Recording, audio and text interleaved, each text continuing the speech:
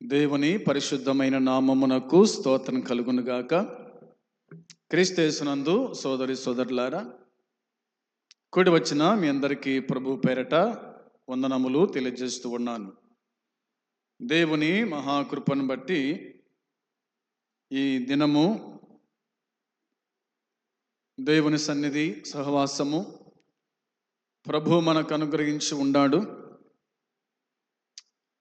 మరి ఈ దినమున దేవుని గ్రంథమైన బైబిల్ నుండి దేవుని వాక్యాన్ని చదివి ధ్యానము చేసుకుందాం. ప్రతి దినము కూడా మనము క్రీస్తు వేయండ్ల పాలన గురించి మాట్లాడుతూ వస్తూ ఉన్నాం. దేవుని మహాకృపను బట్టి 10 అంశాలు మనము ముగించుకున్నాం. ఈ దినము మహాధవల సింహాసనము తీర్పు గురించి ఒక 2 సందేశాలుగా మనము వినబోతాము. జాగ్రత్తగా ఈ విషయాలు ఆలకించవలసిందిగా ప్రభు పేరిట మనవి చేస్తూ ఉన్నాను. రండి, దేవుని వాక్యమైన బైబిల్ నుంచి చివరి పుస్తకము అనగా ప్రకటన గ్రంథము 20వ అధ్యాయము 11 నుంచి 15 వరకు ఒకరు చదివి వినిపించవలసిందిగా మనవి. మరియు ధవలమైన మహాసింహాసనమును దాని యందు ఆసీనుడై ఉన్న ఒకరిని చూచితిని. భూమి ఆకాశములు ఆయన సమ్ముఖము నుండి పారిపోయెను, వాటికి నిలువు చోటు కనబడకపోయెను. మరియు గొప్పవారేమి కొద్దివారేమి మృతులైన వారందరూ ఆ సింహాసనం ఎదుట నిలబడి ఉండుట చూచితిని. అప్పుడు గ్రంథములు విప్పబడెను, మరియు జీవ గ్రంథమును వేరొక గ్రంథము విప్పబడెను. ఆ గ్రంథముల యందు రాయబడి ఉన్న వాటిని బట్టి తమ క్రియల చొప్పున మృతులు తీర్పు పొందిరి. సముద్రము తనలో ఉన్న మృతులను అప్పగించెను, మరణమును పాతాళ లోకమును వాటి వశమునున్న మృతులను అప్పగించెను. వారిలో ప్రతివాడు తన క్రియల చొప్పున తీర్పు పొందెను. మరణమును మృతుల లోకమును అగ్నిగుండములో పడవేయబడెను. ఈ అగ్నిగుండము 2వ మరణం. ఎవని పేరైనను జీవ గ్రంథమందు వ్రాయబడినట్లు కనబడని ఎడల వాడగ్నిగుండములో పడవేయబడును. చదివిన లేఖన భాగాన్ని బట్టి దేవుని సహాయం కోసమై ప్రార్థన చేద్దాము. ప్రేమ నమ్మకం కలిగిన పరలోకమందున్న మా తండ్రి, నీ పరిశుద్ధమైన పాదములకు వందనాలు, స్తోత్రములు, స్తుతులు చెల్లించుకుంటున్నాం. ఈ దినము ఈ సమయమందు నీ సన్నిధిలో ప్రవేశించి చక్కని పాటలు పాడుకోవడానికి నువ్వు చూపిన కృపను బట్టి వందనాలు నాయనా. విశేషించి ప్రభువా, మహాధవల సింహాసనం యొక్క తీర్పు గురించి కొన్ని వచనాలు మేము చదువుండగా దీవించునైనా ఆశీర్వదించండి. మీరే వినిపింపజేయండి. దినదాసుని కాలు చేసి మాట్లాడండి. విశ్వాసులకు ఆదరణ కలిగించే మాటలు, పాపికి రక్షణ కలిగించే మాటలు మీరు బోధించమని మా రక్షకుడైన యేసుక్రీస్తు నామంలో ప్రార్థించి అడిగి స్తుతించి వేడుకుంటున్నాము తండ్రి, ఆమేన్. ప్రియమైన వారలారా, ఒక 2 వచనాలు కీర్తన పాడి ఈ సందేశాన్ని మనము విందాము. ముక్తిదాత యేసుని భక్తితో ప్రార్థించుడి అనేటువంటి కీర్తన చివరి 2 వచనాలు మనము పాడుకొని దేవుని వాక్యాన్ని విందాం. ముక్తిదాత యేసుని భక్తి భక్తితో ప్రార్థించుడి రండి ముక్తిదాత యేసుని. భక్తితో ప్రార్థించుడి రండి ముక్తిదాత యేసుని. పాప భారము మోయు ప్రజలారా రండి, పాప భారము మోయు ప్రజలారా రండి, మీ పాపములు క్షమించి పరలోకమున చేర్చు, మీ పాపములు క్షమించి పరలోకమున చేర్చు ముక్తిదాత యేసుని. భక్తితో ప్రార్థించుడి రండి ముక్తిదాత యేసుని. పాపములో పడియుంటివి, ఆ పరలోకమున చేరవు బాబు, పాపములో పడియుంటివి, ఆ పరలోకమున చేరవు బాబు, పాపములో పడియుంటివి. ఆరాని నరకాగ్నిలో చేరి ఏడ్చెదవు, ఆరాని నరకాగ్నిలో చేరి ఏడ్చెదవు, ఏలా కాలుదువయ్య యేసయ్య రక్షించు, ఏలా కాలుదువయ్య యేసయ్య రక్షించు ముక్తిదాత యేసుని. భక్తితో ప్రార్థించుడి రండి ముక్తిదాత.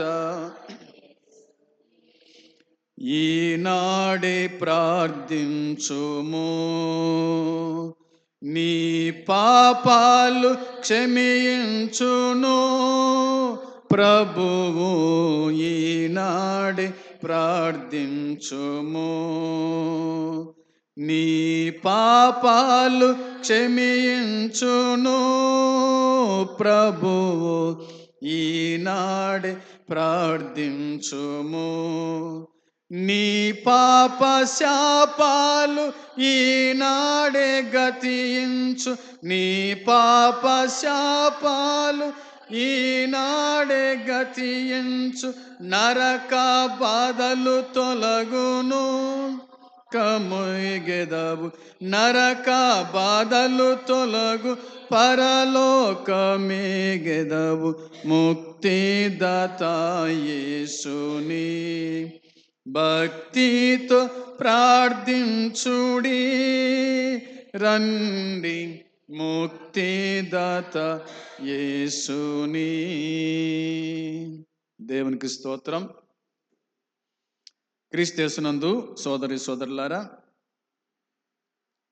దేవుని వాక్యమైన బైబిల్లో నుండి మనము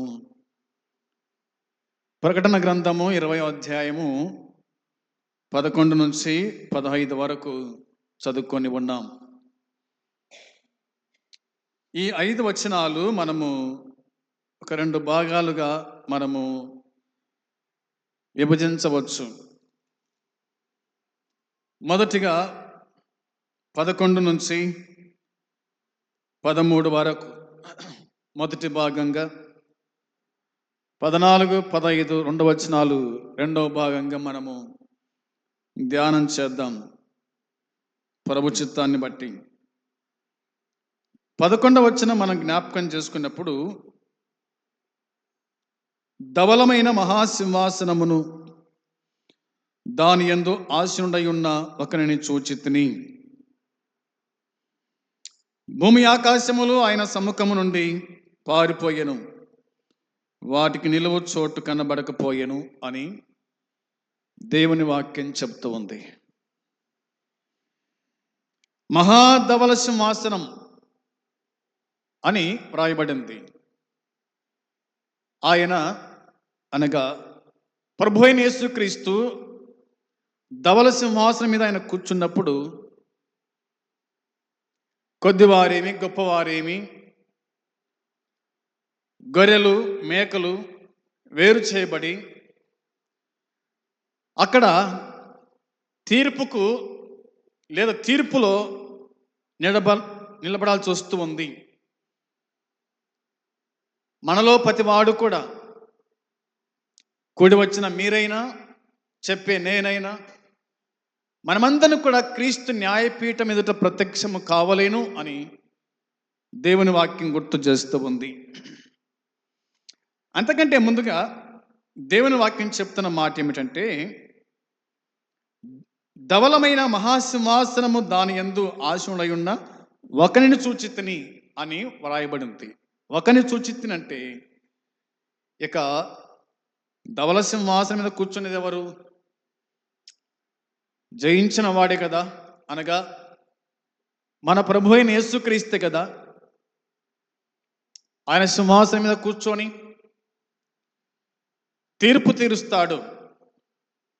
తీరుస్తాడు అన్నది మనం ఎరిగిన సత్యమే. అయితే ఆ దినాల్లో కనిపించినటువంటి భూమి ఆకాశములు, ఇప్పుడున్నటువంటి భూమి ఆకాశములు, ఇవన్నీ కూడా ఏమైపోతాయి? ఆయన సమ్ముఖము నుండి పారిపోయాను అనే మాట ఉంది. ఈ భూమి ఆకాశములు ఆయన సమ్ముఖము నుండి పారిపోయాను, వీటికి నిలువు చోటు లేదు, ఎక్కడ నిలబడాలనో తెలియదు, అవి పారిపోయాను అనే మాట ఉంది. పారిపోయేవాడు ఎంత దూరం మారిపోతాడో తెలియదు, ఎక్కడికి పారిపోతాడో తెలియదు. ఏది ఏమైనా భూమి ఆకాశములు పారిపోయాను అని ఉంది. దానికేం కర్మ పారిపోవడానికి? ఏమో, ఆ సత్యం దేవునికి తెలుసు. అవి ఎందుకు పారిపోయినాయో, ఎందుకు పారిపోయేటట్టు చేసినాడో దేవుడు, అది దేవుడే మనకు బయలుపరచాలి. ఇక రెండవదిగా మనం ఆలోచన చేస్తే, వాటికి నిలువు చోటు కనబడకపోయాను అనే మాట కనిపిస్తుంది. వచనము ఇలా చూడండి, 21వ అధ్యాయము మొదటి వచనం. 21వ అధ్యాయము మొదటి వచనం రాయబడిన మాట, అంతటా నేను క్రొత్త ఆకాశమును క్రొత్త భూమిని చూచితిని, మొదటి ఆకాశమును మొదటి భూమియు గతించిపోయాను, సముద్రమిక లేదు. అంటే పాత ఆకాశము పాత భూమి అనగా 20వ అధ్యాయము 11లో ఉన్నటువంటి ఈ భూమి ఆకాశములు అవి పారిపోయినాయి. ఆ తర్వాత దేవుడు క్రొత్త ఆకాశమును క్రొత్త భూమిని చేశాడు అని యోహాను భక్తుడు చెప్తూ ఉన్నాడు. క్రొత్త ఆకాశము క్రొత్త భూమిని చూచితిని అన్నాడు. మొదటి ఆకాశం మొదటి భూమి గతించిపోయాను, ఇక సముద్రం ఇక లేదు, సముద్రం లేదు. ఇప్పుడైతే భూమి మీద సముద్రం ఉంది, క్రొత్త భూమి మీద సముద్రం ఉండదు. క్రొత్త భూమి మీద సముద్రం ఉండదు, ఆకాశం ఉంది. అది యోహాను చెప్పినట్టుగా మనం జ్ఞాపకం చేసుకోవచ్చు. ఇంకా మనకు అర్థం కావాలంటే వాక్యం చెబుతుంది, యెషయా గ్రంథం 51వ అధ్యాయము 6వ వచనం. యెషయా గ్రంథం 51వ అధ్యాయము 6వ వచనాన్ని మనం గమనించగా, ఆకాశం వైపు కన్నులెత్తుడి, కింద భూమిని చూడుడి, అంతరిక్షము పొగవలే, భూమి వస్త్రం వల్ల పాతగిల్లిపోవును. దేవుని వాక్యం చెప్తున్న మాట చూడండి. యెషయా గ్రంథం 51వ అధ్యాయం మనం చదువుకున్నాం. 6వ వచనం మనం చూడగా దేవుని వాక్యం చెబుతుంది, ఆకాశం వైపు కన్నులెత్తుడి, ఆకాశం వైపు కన్నులెత్తండి అనే మాట ఉంది. కీర్తనకాడు దావీదు కూడా అంటాడు కదా, ఆకాశం వైపు కన్నులెత్తుచున్నాను, ఎక్కడ నాకు సహాయం వచ్చును, దేవుని నుండి నాకు సహాయం వస్తుంది అని కూడా అన్నాడు.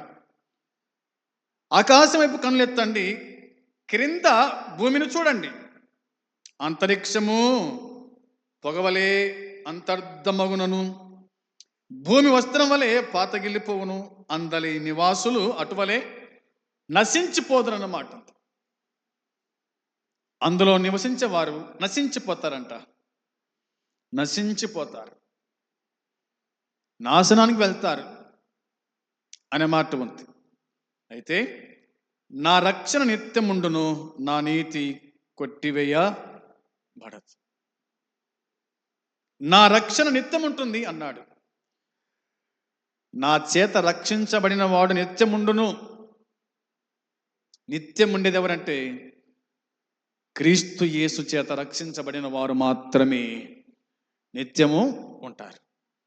రక్షణ అనగా మన ప్రభు అయిన యేసుక్రీస్తు, ఆయన రక్షకుడు, నిత్యముండువాడు ఆయన.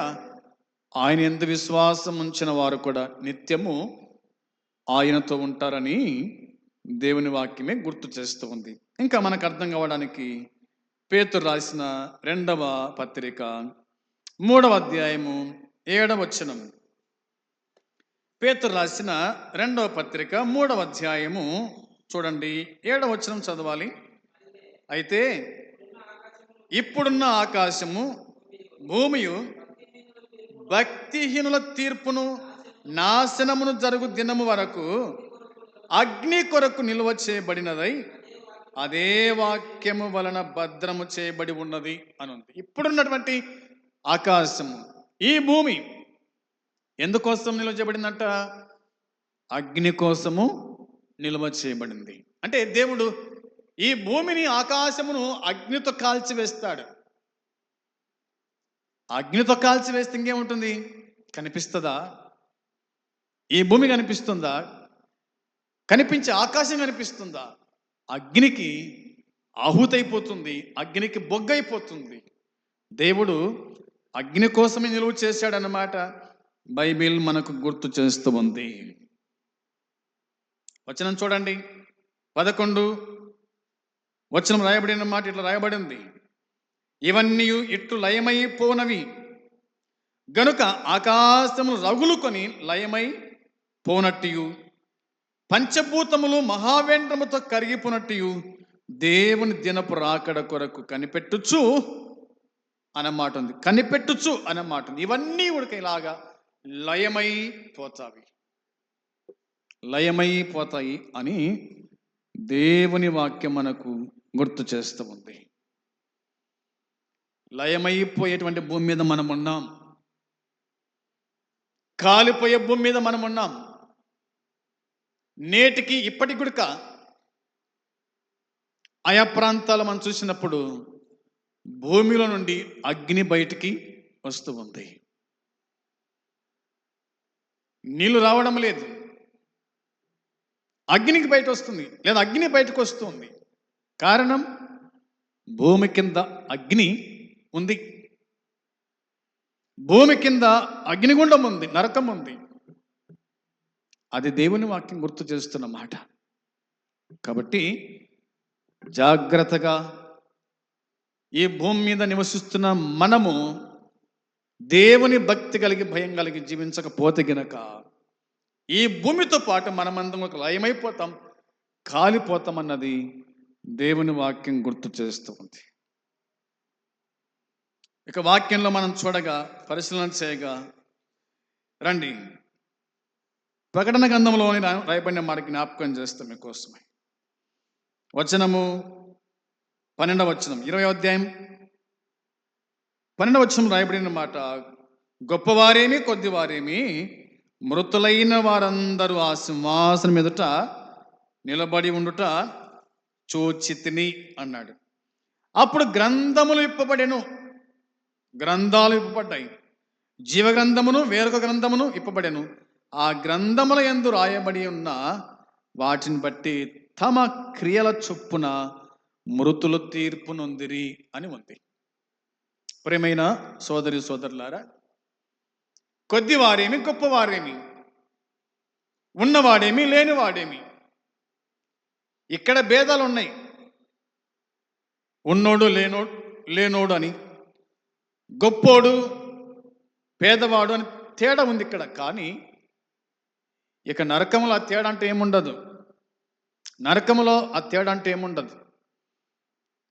గొప్పలైనా కొద్దివారైనా ఎవరే కానీ జీవ గ్రంథములో ఎవని పేరైతే ఉండదో, ఎవని పేరైతే కనబడదో వాళ్ళందరూ కూడా వెళ్ళాల్సిన మార్గము అది నరక మార్గము. రెండు మార్గాలు ఉన్నాయి. ఒకటి పరలోక మార్గం ఉంది, రెండు నరక మార్గము ఉంది. రెండు దారులు ఉన్నాయి. ఒకటి పరలోకపు ద్వారము, రెండవది నరక ద్వారము కూడా ఉంది అన్నది వాక్యం చెబుతోంది. అందుని బట్టి తమ క్రియల చొప్పున మృతులు తీర్పు పొందిరి. మృతులు తీర్పు పొందిరి. చనిపోయిన వారు తీర్పులోకి రావాలి. చనిపోయిన వారందరూ నమ్మిన వారేమి నమ్మని వారేమి క్రీస్తు న్యాయపీఠం వద్దకు రావాలి. అక్కడ తీర్పు ఉంది అన్నది దేవుని వాక్యం గుర్తు చేస్తూ ఉంది. వచనం 13, సముద్రము తనలో ఉన్న మృతులను అప్పగించెను, మరణమును పాతాళలోకమును వాటి వశమునున్న మృతులను అప్పగించెను.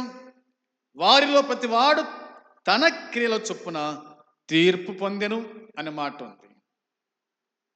దేవునికి స్తోత్రం. ప్రేమైన వారులారా, దేవుని వాక్యం చెప్తున్న మాట ప్రకారంగా మనం ఆలోచన చేసినప్పుడు తనలో ఉన్న మృతులను అప్పగించెను. సముద్రము తనలో ఉన్న మృతులను అప్పగించిందంట. పాతాళలోకము వాటి వశమునున్న మృతులను అప్పగించెను. ప్రతివాడు తన క్రియల చొప్పున తీర్పు పొందెను అని దేవుని వాక్యం మనకు జ్ఞాపకం చేస్తూ ఉంది. నువ్వు ఎక్కడ చనిపో, ఎక్కడ చనిపోయినా కానీ ఆ స్థలమే నిన్ను ప్రభువునకు అప్పగిస్తూ ఉంది, ప్రభు వశం చేస్తూ ఉంది అన్నది గుర్తుంచుకోవాల్సిన సంగతి. మరి దేవుని వాక్యంలో మనం ఇలాగ చూడగా ఏమి కనిపిస్తుంది? 14వ వచనంలో మరణమును మృతుల లోకమును అగ్నిగుండములో పడవేయబడెను. ఈ అగ్నిగుండము రెండవ మరణం అని ఉంది. వినాలి జాగ్రత్తగా. మరణము మృతుల లోకం అగ్నిగుండములో పడవేయబడెను అనే దేవుని వాక్యం చెబుతూ ఉంది. అగ్నిగుండము అనే మాట రాయబడింది. అగ్నిగుండాలు అక్కడక్కడ మనం చూస్తూ ఉంటాం, అవునా? నా చిన్ననాటితనంలో మా ఊరిలో పీర్ల పండగ జరిగేది. ఆ పీర్ల పండగలో అగ్నిని రోడ్డుకు మధ్యన వేస్తారు. కట్టెలు అంటించి అక్కడ అగ్ని మండుతూ ఉంటుంది, నిప్పులలో ఉంటాయి. ఏ వ్యక్తి అయితే ఆ యొక్క పీరు మోస్తాడో ఆ వ్యక్తి ముందుగాలుగా బావిలోకి వెళ్ళి, మెట్ల బావి ఉంటుంది, ఆ బావిలోకి దిగి వెళ్ళి తాను మునిగి అదే ఊపున వచ్చేసి అగ్నిగుండంలో తొక్కి వెళ్ళి ఆ పీరుని ఎత్తుకున్నటువంటి వాడుగా చూసాం. అగ్నిగుండాలు అనే మాట మనకి జ్ఞాపకం చేసుకుంటున్నాం. కాబట్టి ఇక రాజుల కాలంకి వస్తే కనుక, రాజుల కాలంలో రాజుల కుమారులను అగ్నిగుండాన్ని దాటించేటువంటి వారు. అగ్నిగుండం దాటుతూ ఉండగా తమ కుమారులు చనిపోయేవాళ్ళు, అలాగనే కాలి చనిపోయేటువంటి వాళ్ళు. అగ్నిగుండం అనగానే అది మనిషిని కాల్చేటువంటి స్థలము అన్నది మనము గుర్తుంచుకునే వారుగా ఉండాలి. ప్రియమైన వారులారా, అగ్నిగుండము పాపుల కోసమే ఇది సిద్ధం చేయబడింది. అగ్నిగుండం ఎవరి కోసం అంటే పాపుల కోసము అనే మాట బైబిల్ మనకు గుర్తు చేస్తూ ఉంది. అగ్నిగుండంలో ఏముంటుంది అంటే, లేదా ఇలా చెప్పుకోవాలి, అగ్నిగుండంలో శ్రమ ఉంటుంది, అగ్నిగుండంలో వేదన ఉంటుంది, శ్రమ వేదన ఉంటుంది అని మనకు బైబిల్ జ్ఞాపకం చేస్తూ ఉంది. చూడండి, రోమీయులకు రాసిన పత్రిక 2వ అధ్యాయము 9వ వచనం. రోమపత్రిక 2వ అధ్యాయము 9వ వచనాన్ని మనం చూడాలి. అయితే సత్యమునకు లోబడక దుర్నీతికి లోబడు వారి మీదకి దేవుని ఉగ్రతయు రౌద్రమును వచ్చును. దుష్కార్యములు చేయు ప్రతి మనుషుని ఆత్మకు మొదట యూదునికి గ్రీస్తు దేశస్థునికి కూడా శ్రమయు వేదనయు కలుగును అనే మాట ఉంది. ఏం కలుగుతుందంట? శ్రమయు వేదన కలుగుతూ ఉంది. ఎవరికి శ్రమ, ఎవరికి వేదన అంటే బైబిలే చెప్తున్న మాట, భేదములు పుట్టించి అనేకులు కదా ఈ దినాల్లో భేదాలు చూపుతూ ఉన్నారు, భేదాలు పుట్టిస్తూ ఉన్నారు, భేదం చూపుతూ ఉన్నారు,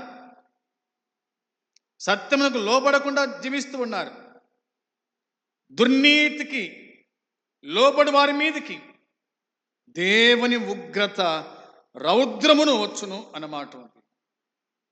భేదాలు, అవునా? సత్యమునకు అడ్డం చెప్పేవాళ్ళు, దేవునికి లోబడకుండా దుర్నీతికి లోబడే వాళ్ళు, ఇలాంటి వారి మీదకి దేవుని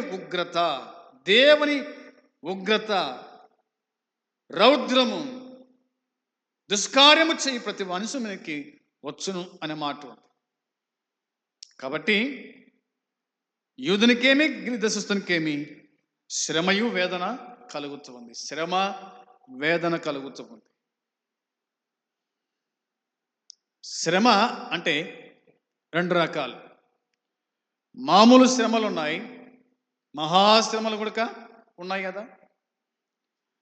మామూలు శ్రమలకైతే ఎవరైనా తాలుకుంటారు, మహాశ్రమలకి తట్టుకోలేరు. వేదన అనే మాట ఉంది. వేదన, ఈ వేదన అంతింత కాదు. వేదన పొందేమని అడిగితే చెప్తాడు. ఆ వేదన ఎంటుందో ఆ శ్రమ వేదన, శ్రమతో పాటు కలిపి వేదన కూడా అనే మాట బైబిల్ చెప్తూ ఉంది.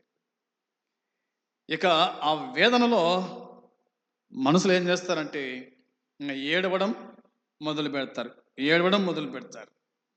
చూడండి, మత్తయి సువార్త 22వ అధ్యాయం 13వ వచనం చూడాలి. మత్తయి సువార్త 22వ అధ్యాయం 13వ వచనంలో దేవుని వాక్యం మనకు గుర్తు చేస్తున్న మాట జ్ఞాపకం చేసుకుందాం. అంతటా రాజు వీని కాలు చేతులు కట్టి వెలుపడి చీకట్లను త్రోసివేయండి, అక్కడ ఏడుపును పండ్లు కొరుకుటయ్యూ ఉండునని పరిచారకులకు చెప్పాను అనే మాట ఉంది. అక్కడ ఏముంటుందంట? ఏడుపు పండ్లు కొరుకుట. ఎక్కడ? వెలపటి చీకట్లోకి త్రోసివేయండి అన్నాడు. చీకటిలో ఏముంటుంది? చీకట్లో ఏడుపు ఉంటుంది, దాంతోపాటు పండ్లు కొరుకుట అనే మాట ఉంది. ఏమిటి విషయం అంటే, పెండ్లి విందుకు రాజు పిలిచినాడు. పెండ్లి విందు సిద్ధమైంది, పిలువబడిన వారందరూ రండి అని చెప్తే కొందరు సాకులు చెప్పారు. అవునా? కొందరు సాకులు చెప్పినారు. నేను వివాహం చేసుకున్నా, నేను రాలేను అని, నేను ఎద్దులను కొనుక్కున్నాను, నేను రాలేను అని, నేను పొలం కొన్నాను, నేను రాలేను అని సాకులు చెప్పారు. అయితే రాజు, మీరు బయటికి వెళ్ళి రాజ్య మార్గంలోకి వెళ్ళండి కదా, మీకు కనిపించిన వారిని అందరినీ పిలవండి అని చెప్పినాడు. అందరూ వచ్చినారు. అందులో ఒకడు వచ్చినాడు. అతని గురించి రాయబడిన మాట చూడండి. 11వ వచనం చదువుకుందాం. 11వ వచనము 12వ వచనం కూడా చదివితే రాయబడిన మాట, రాజు కూర్చున్న వారిని చూడ లోపలికి వచ్చి అక్కడ పెళ్లి వస్త్రము ధరించుకొనని ఒకని చూచి, స్నేహితుడా, పెళ్లి వస్త్రం లేక ఇక్కడికి ఎలాగూ వచ్చితివని అడుగగా వాడు మౌని అయి ఉండెను. అంతటా రాజు అన్నాడు, వీని కాలు చేతులు కట్టి వెలుపల చీకటిలోనికి త్రోసివేయండి, అక్కడ ఏడుపు పండ్లు కొరుకుట ఉండునని దేవుని వాక్యం చెబుతూ ఉంది. గమనించారా ఈ మాట? గమనించినారా? ఏమిటి ఆ మాట అంటే, రాజు కూర్చున్న వారిని చూడ లోపలికి వచ్చాడంట. ఎక్కడ కూర్చున్నారు వీళ్ళంతా? పెళ్లి విందులో కూర్చున్నారు. రాజు పెళ్లి విందు సిద్ధం చేశాడు. పెళ్లి విందులో కూర్చున్నారు. అయితే వారిలో ఒకడు అన్నమాట ఉంది. వారిలో ఒకడు తనకేమి లేదంటే పెళ్లి వస్త్రము లేదు. పెళ్లి వస్త్రం లేదు. మామూలుగా పెళ్లికి పిలువబడిన వారికి పెళ్లి వస్త్రం ఇస్తారు కదా. ఆనాటి కాలంలో, రాజుల కాలంలో ఇచ్చేవాళ్ళు. లోపలికి వెళ్ళేటప్పుడు వారికి ఒక వస్త్రాన్ని ఇచ్చేటువంటి వారు. మరి తాను ఎట్లా తప్పించుకున్నట్టు తెలియదు. తనకి ఇవ్వలేదా, లేకపోతే ఇస్తూ ఉంటే తాను తీసుకోలేదా, ఏదో సంథింగ్ మనకి తెలియదు. కానీ అతడు మాత్రం పెళ్లి విధులపై కూర్చున్నాడు. రాజు చూస్తే తన కడేం లేదంటే పెళ్లి వస్త్రం లేదు. అందుకే ఇట్లా అన్నాడు అనమాట, స్నేహితుడా, పెళ్లి వస్త్రం లేక ఇక్కడికి ఎలాగూ వచ్చితివని అడుగగా, పెళ్లి వస్త్రం లేక ఇక్కడికి ఎలాగ వచ్చితివని అడుగగా. పెళ్లికి పిలిస్తే పోతే మంచిది కదా. పెళ్లికి పిలవకుండా పోయే వాళ్ళు చాలా మంది ఉన్నారు. పిలిచిన వాళ్ళు తక్కువైతే గనక, పిలిచిన వాళ్ళు తక్కువ ఉంటారు. పిలవని వాళ్ళు మాత్రం ఎక్కువగా ఉంటారు. నేటి దినాలు మనం చూస్తూ ఉన్నాం. పెళ్లికి వచ్చిన వాళ్ళకంటే ఘనంగా అలంకరించుకొని వీళ్ళు పెళ్లికి వచ్చినారు అన్నట్టుగా వాళ్ళు ఉంటారనమాట. నంద్యాల మనం ఎంతో మందిని చూస్తాం అట్లా. ప్రియమైన వారులారా, ఇతనికి పెళ్లి వస్త్రం లేదు, ఎలాగొచ్చినామని అడిగినాడు. అతను మౌని అయి ఉండెను. అప్పుడు చెప్పాడు పరిచారకులకు, ఇతని కాళ్ళు చేతులు కట్టి వెలుపల చీకటిలోనికి త్రోసివేయండి. పెళ్లి వస్త్రం లేనివాడు ఇందులో ఉండడానికి వీలు లేదు. పెళ్లి వస్త్రం లేనివాడు పెళ్లి విందులో ఉండడానికి వీలు లేదు. త్రోసివేయండి అన్నాడు. అక్కడ ఏముంటది? ఏడుపు, పండ్లు కొరుకుట. ప్రియమైన వారులారా, పెళ్లి వస్త్రం లేకుండా పెళ్లి విందులో ప్రవేశించలేము. రక్షణ మారు మనసు లేకుండా దేవుని రాజ్యంలో ప్రవేశించలేము. అసాధ్యం, అంతే, అసాధ్యం. అది పెళ్లి విందులో ప్రవేశించాలంటే పెళ్లి వస్త్రం అవసరం అన్నట్టుగా, పరలోకంలో ప్రవేశించాలంటే రక్షణ అన్నది, మారు మనసు అన్నది, బాప్తిసం అన్నది ప్రాముఖ్యమైందన్న సంగతి దేవుని వాక్యం గుర్తు చేస్తూ ఉంది. 25వ అధ్యాయం చూడండి.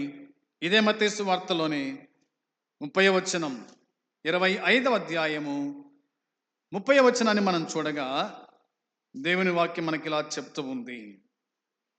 మరియు పనికి మారిన ఆ దాసుని వెలపట చీకట్లోనికి త్రోసివేయండి, అక్కడ ఏడుపు, పండ్లు కొరుకుటయు ఉండునెను అనే మాట కనిపిస్తుంది. ఈ 2 అధ్యాయాల్లో, ఈ 2 వచనాల్లో ఒకే మాట మనకు కనిపిస్తుంది.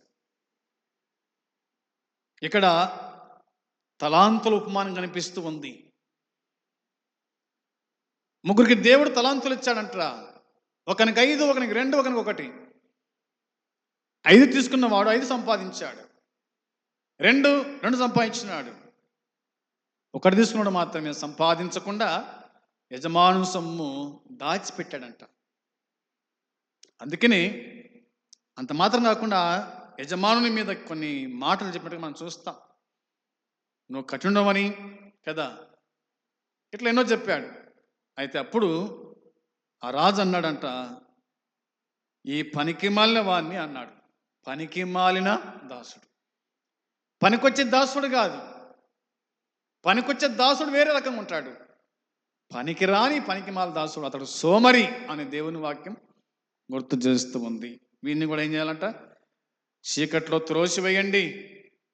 త్రోసివేయండి అనే మాట కనిపిస్తూ ఉంది. నరకము అనేటువంటిది అది నిత్య నరకం అని మాట చెప్తుంది. నిత్య నరకం. ఏమిటి నిత్య నరకము అంటే, బైబిల్లో చూడండి, తెస్సలోనిక రెండో పత్రికలో రాయబడిన మాట మనం చదువుదాం. 2వ పత్రిక 1వ అధ్యాయం 9వ వచనం. 1వ అధ్యాయం 9వ వచనం. ఆ దినమున తన పరిశుద్ధుల యందు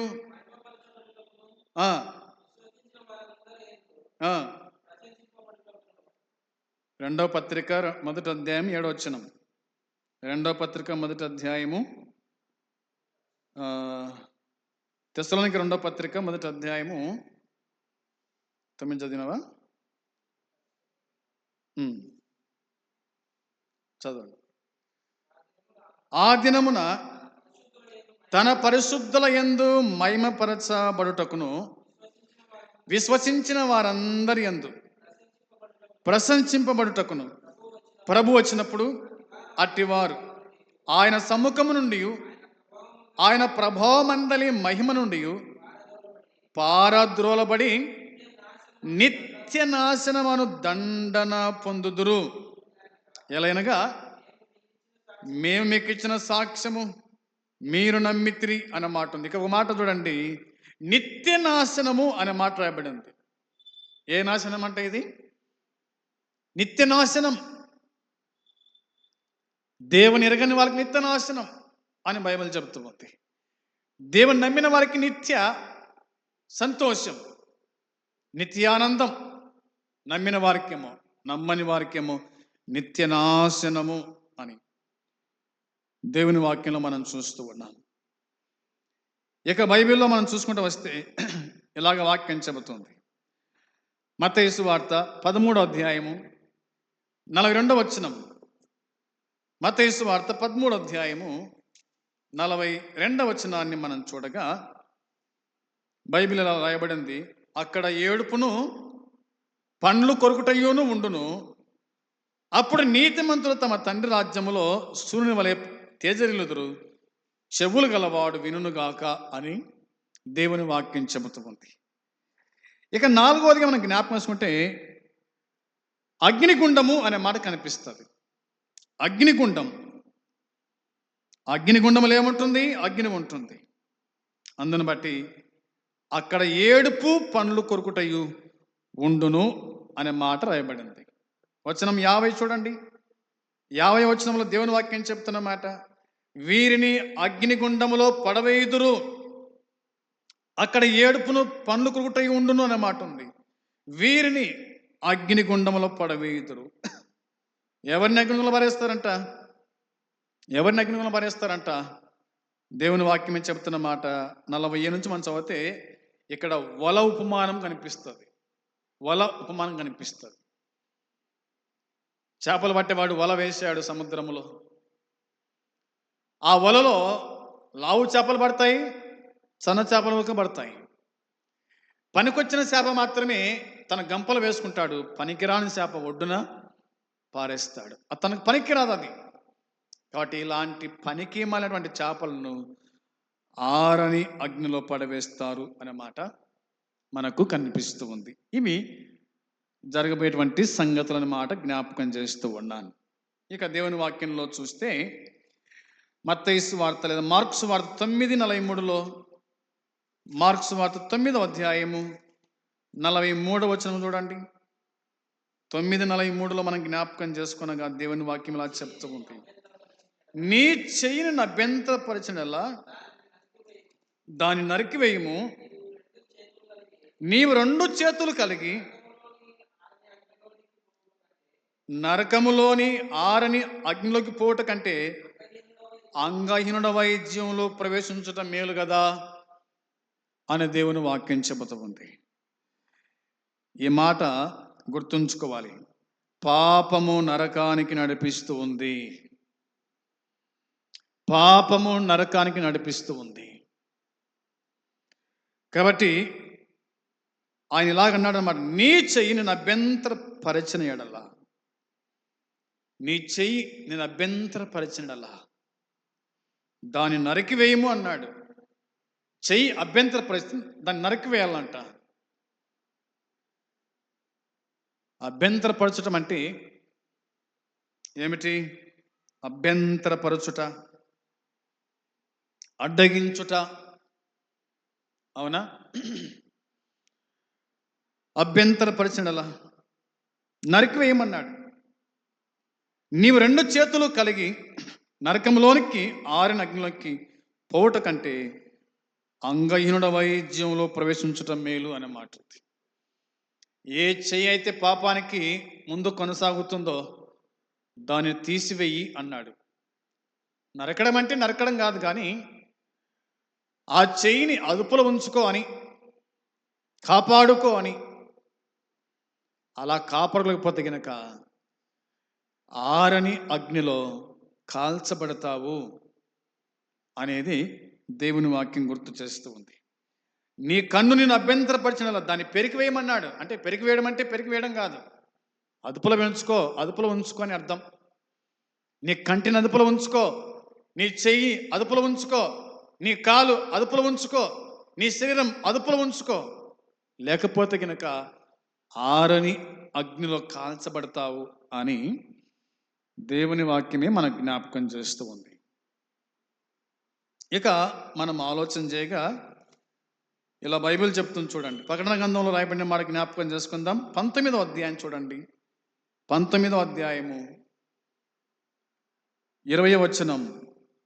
19వ అధ్యాయం 20వ వచనంలో రాయబడిన మాట, అప్పుడు ఆ మృగమును దాని ఎదుట సూచక్రియ చేసి దాని ముద్రను వేయించు కొనిన వారిని, ఆ మృగము ప్రతిమకు నమస్కరించిన వారిని మోసపరిచిన ఆ అబద్ధ ప్రవక్తయు పట్టబడి వారిద్దరూ గంధకముతో మండు అగ్నిగుండములో ప్రాణముతోనే వేయబడిరి అన్నమాట. ఏమంటలంట ఇవి? అగ్ని గంధకముతో మండు గుండములో, అగ్నిగుండములో ప్రాణముతో వేయబడిరి. ప్రాణముతో వేశారంట. ఎవరిని వేసినారు అంటే మృగము అనే మాట ఉంది కదా, ప్రతిమ, మృగం. ఎవరైతే అతనికి మొక్కుతారో, పూజిస్తారో వారినందరినీ కూడా గంధకముతో మండు అగ్నిగుండంలో ప్రాణముతోనే పడవేసిరి అనే మాట బైబిల్ మనకు తెలియజేస్తూ ఉంది. మోసపోయేవారు, మోసపోయేవారు వీళ్ళంతా కూడా వెళ్ళేటువంటి స్థలం ఏంటంటే ఆరని అగ్నిగుండములో పడవేయబడతారు అని దేవుని వాక్యమే మన జ్ఞాపకం చేస్తూ ఉంది. ఇక 14వ అధ్యాయము వచనం 11.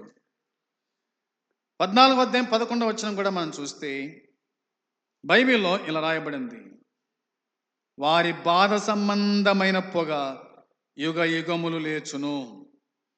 ఆ క్రూర ముఖమునకు గాని దాని పతమకు గాని నమస్కారము చేయవారును దాని పేరు గల ముద్ర ఎవడైనను వేయించుకున్న ఎడల వాడును రాత్రింబగళ్ళు నెమ్మది లేక ఉంటారంట. నెమ్మది లేని జీవితం. అగ్నిగుండంలో నెమ్మది ఉండదు, అగ్నిగుండములో ఏసి ఉండదు, అగ్నిగుండములో శ్రమ, అగ్నిగుండములో వేదన, అగ్నిగుండములో ఏడుపు, అగ్నిగుండములో కేకలు. నెమ్మది లేని స్థలం. ఆ స్థలానికి పోకుండా ఉండాలంటే యేసుక్రీస్తును సొంత రక్షకునిగా అంగీకరించు వారే ఉండాలని దేవుని వాక్యం మనకు గుర్తు చేస్తూ ఉంది. ఆ స్థలానికి పోకుండా ఉండాలంటే యేసుక్రీస్తును నమ్మాలని దేవుని వాక్యంలో మనకు వ్రాయబడిందని జ్ఞాపకం చేస్తూ ఉన్నాను. ప్రియమైన వారలారా, దేవుని వాక్యం చెబుతున్న మాట ఏమిటంటే, మారు మనసు పొందండి, అగ్నిగుండం ఉంది, నరకం ఉంది, మారు మనసు పొందండి. ఆరిన అగ్నిగుండం ఉంది, జీవితాలు మార్చుకోండి, బతుకులు మార్చుకోండి అని వాక్యం చెబుతుంది. బైబిల్ మనకు చెప్తున్న మాట ఇందులో మనం చూస్తాం. కాబట్టి నిజంగా జీవం గల దేవుని చేతిలో పడుట బహు భయంకరం. దేవుని చేతుల పడుట బహు భయంకరం. కాబట్టి బతుకుండంగానే క్రీస్తు యేసును నమ్ముట మనకు జీవము, మేలు అన్నది లేఖనాలు మనకు గుర్తు చేస్తున్నాయి. ఎబ్రీ పత్రికలో ఎబ్రీ గ్రంథకర్త ఇలా చెప్పాడు. ఆ మాట కూడా జ్ఞాపకం చేస్తాను మీకోసమై. 10వ అధ్యాయము 31వ వచనంలో రాయబడిన మాట, ఎబ్రీ పత్రిక 10వ అధ్యాయము 31వ వచనం రాయబడిన మాట మనం చదవగా ఇలాగుంది, జీవము గల దేవుని చేతులు పడుట బహు భయంకరము అనే మాట ఉంది. ప్రియమైన వారలారా, ఆయన చేతిలో పడకముందే, ఆయన చేతికి చిక్కకముందే ఈ లోకం విడవక ముందే నీ పాప భారాన్ని తొలగించుకుంటే మంచిది. నీ శాప భారాన్ని తొలగించుకుంటే మంచిది. అలాగూ కాకుండా నా జీవితం నా ఇష్టం, నా బ్రతుకు నా ఇష్టం అనుకుంటూ వెళ్తే కనుక ఇక దేవుని చేతులు పడితే తప్పించుకోలేవు, విడిపించుకోలేవు. ఇక నీ వల్ల కానే కాదు. అందుకే జీవంగల దేవుని చేతులు పడుట బహుభయంకరము అనే మాట కనిపిస్తుంది. అందుకని యేసుక్రీస్తు ప్రభు నిన్ను నన్ను చూసి ఇలా అంటున్నాడు. ఆయన ఏమంటున్నాడు అంటే బైబిల్లో చూద్దాం, చూడండి. యేసు ప్రభు వెంట ఉండి ఆయన పెట్టింది తిని ఎన్నో సూచక్రియలు ఆశ్చర్యకార్యాలు చూసి కూడక యేసుక్రీస్తు నమ్ముకున్నాడే నమ్మక ద్రోహి ఇస్కరియోతు యూదా గురించి ప్రభు మాట్లాడిన మాట బైబిల్ చెప్తున్న మాట చూడండి. మత్తయి సువార్త 26వ అధ్యాయము 24వ వచనం. 26వ అధ్యాయము 24వ వచనాన్ని మనం చూడగా, మనుష్య కుమారుని గూర్చి రాయబడిన ప్రకారము ఆ మాట నేనా 26వ అధ్యాయము 24వ వచనంలో మనుష్య కుమారుని గూర్చి రాయబడిన ప్రకారము ఆయన పోవుచున్నాడు, కానీ ఎవని చేత మనుష్య కుమారుడు అప్పగింపబడునో ఆ మనుషునికి శ్రమ, ఆ మనుషుడు పుట్టి ఉండని ఎడల వానికి మేలని చెప్పాను. ఆ మనుషుడు పుట్టి ఉండని ఎడల అతనికి మేలు కావునా, అతనికి మేలు అన్నాడు అన్నమాట. నువ్వు పుట్టకునే బాగుండు కదరా అని అంటాం మనం. మన పిల్లలు ఏదన్నా పొరపాటు తప్పులు చేస్తే కనుక మనం పలికే మాట అదే కదా, నువ్వు పుట్టకునే బాగుండు. నువ్వు ఇలాంటి వాడవని తెలిసింటే కనుక ఒకవేళ నువ్వు పుట్టినప్పుడే నీ గొంతులో ఒడ్లకించేసి చంపేవాళ్ళము. నువ్వు పుట్టకునే మంచిది అని తల్లిదండ్రులు బాధపడుతూ ఉంటారు పిల్లలను చూసి. ఆ విధంగా యేసుక్రీస్తు కూడా అంటున్నాడు. ఏమంటున్నాడు తాను? ఆయన పోవచ్చున్నాడు. మనుష్య కుమారుని గూర్చి రాయబడిన ప్రకారము ఆయన పోవచ్చున్నాడు, కానీ ఎవని చేత మనుష్య కుమారుడు అప్పగింపబడును, ఎవని చేత మనుష్య కుమారుడు అప్పగించబడతాడో ఆ మనుషునికి శ్రమ, ఆ మనుషుడు పుట్టి ఉండని ఎడల వానికి మేలని చెప్పాను. ఆయన అప్పగించిన యూదా బోధకుడా నేనా అని ఆయన అడిగాడు. అందుకు ఆయన అన్నాడు, నువ్వన్నట్టే నువ్వే కదా, నువ్వన్నట్టే నేనా అంటే నువ్వన్నట్టే నువ్వే. అప్పుడైనా సరి చేసుకున్నాడా, సర్దిద్దుకున్నాడా అంటే లేదు. అక్కడి నుంచి లేచిపోయినాడు, ప్రభువును అప్పగించినాడు. సిలువను వేశారు. ఆయన వచ్చింది శిలువ మరణం పొందడానికే, కానీ ఈ అప్పగించినోడు ఉన్నాడే, అతని గురించి చెప్పిన మాట, ఇతడు పుట్టకు నిన్న మేలు అని ఆయన చెప్పినట్టుగా దేవుని వాక్యం మనకు గుర్తు చేస్తూ ఉంది. ఈ మాటను బట్టి చూస్తే ఇదే మత్తయి సువార్తలోనే 10:28లో 10వ అధ్యాయము 28 మనం చూడగా బైబిల్ ఇలా చెబుతుంది, మరియు ఆత్మను చంపనేరక దేహమునే చంపు వారికి భయపడుకుడి, కానీ ఆత్మను దేహమును కూడా నరకములో నశింపజేయగల వానికి మిక్కిలి భయపడండి అని మాట చెప్తూ ఉంది. యేసుక్రీస్తు ప్రభు వారు ఆత్మను దేహాన్ని నరకములో నశింపజేస్తాడు. ఆయనకు భయపడండి మీరు అని వాక్యం చెబుతుంది, లోకానికి కాదు.